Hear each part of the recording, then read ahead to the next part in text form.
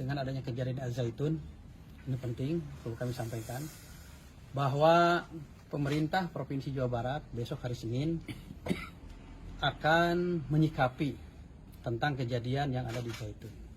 Sebenarnya kami sudah beberapa kali menyikapi sesuai dengan perintah Pak Gubernur, bahkan menguatkan kembali Pak Gubernur tadi malam memerintahkan kepada saya untuk merespon apa yang terjadi hari ini tentang Al Zaitun.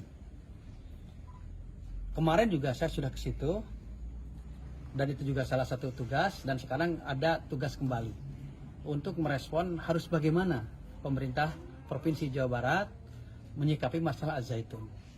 Karena pemerintah ini bisa melaksanakan apa yang diharapkan oleh masyarakat kalau pemerintah tahu apa yang diharapkan dan diinginkan oleh masyarakat. Apalagi menyangkut pondok pesantren.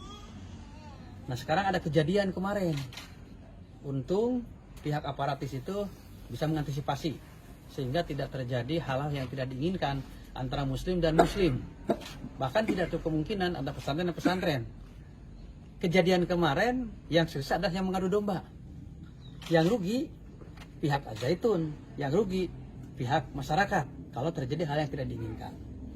Nah, khusus kami sebagai komunitas pondok pesantren, tolong mari kita jaga citra pondok pesantren.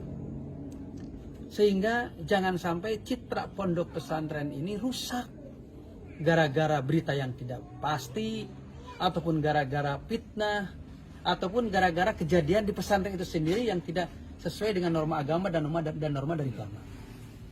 Jadi internal pesantren harus menjaga citra pesantren, masyarakat pun harus menjaga pesantren. Pesantren ini sebagai tempat penggemblengan anak-anak dan penguatan akidah, penguatan amaliyah. Pesantren sebagai benteng akidah, pesantren sebagai benteng moral. Oleh karena itu mari kita jaga bersama-sama. Bukan berarti tidak boleh mengkritik, bukan berarti tidak boleh mengevaluasi, bukan berarti tidak boleh memberikan masukan kepada pondok pesantren. Silahkan, tetapi dengan cara baik dan tidak dengan cara merusak citra pesantren itu sendiri. Saya berada dalam keadaan yang belum bisa membuat sebuah keputusan pihak pemerintah Pemprov sebelum ada gerakan permusyawaratan yang akan dilaksanakan pada hari Senin nanti. Jadi minimal saya akan mengundang 300 kiai. Di situ ada Ormas, ada Kemenag, ada MUI, dan juga ada pimpinan pondok pesantren. Karena tidak semua pimpinan pondok pesantren, ulama, syaihul masaih masuk kepada pengurus MUI.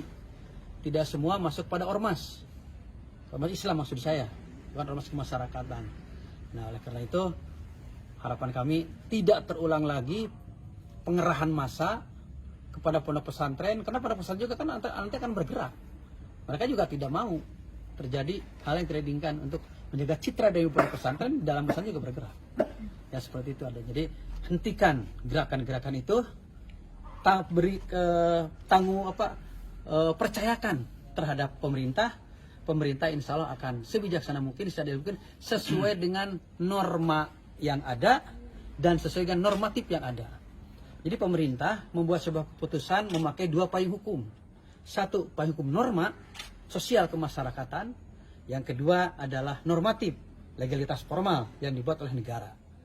Kemudian juga pemerintah insya Allah akan bijak membuat sebuah keputusan sesuai dengan aturan yang ada dan akan bijaksana sesuai dengan situasi dan kondisi yang ada, sekalipun agak sedikit bertentangan dengan legal formal yang ada. Seperti itu. Jadi sekali lagi saya kuatkan, tolong jangan main hakim sendiri, jangan ada pengarahan massa, tunggu dari pemerintah. Insya Allah pemerintah pun tidak tinggal diam. Kok selama ini pemerintah diam? Tidak. Saya kan sudah pernah ke sana.